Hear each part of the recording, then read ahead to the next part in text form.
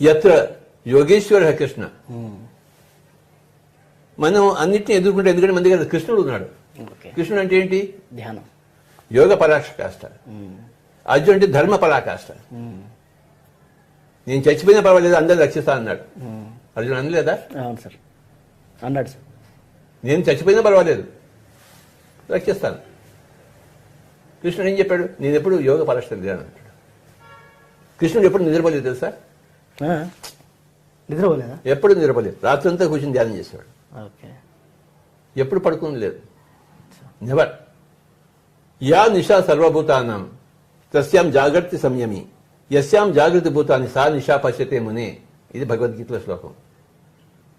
ఇది కృష్ణుడు తన సొంత జీవితంలో చేశాడు.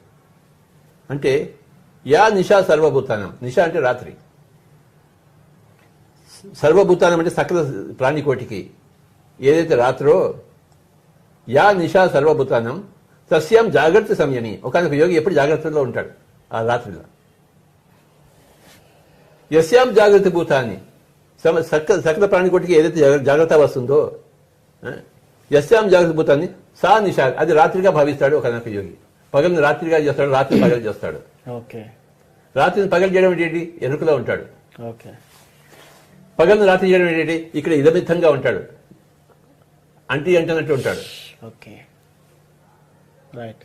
ఇక్కడ మనకి సక్సెస్ అక్కర్లేదు పగల్లో, రాత్రి సక్సెస్ కావాలి యోగికి. పగలు న్యూట్రల్ గా ఉంటాడు అందరి సంబంధాల్లో, రాత్రి మటుకు యోగ ధ్యానం కావాలి.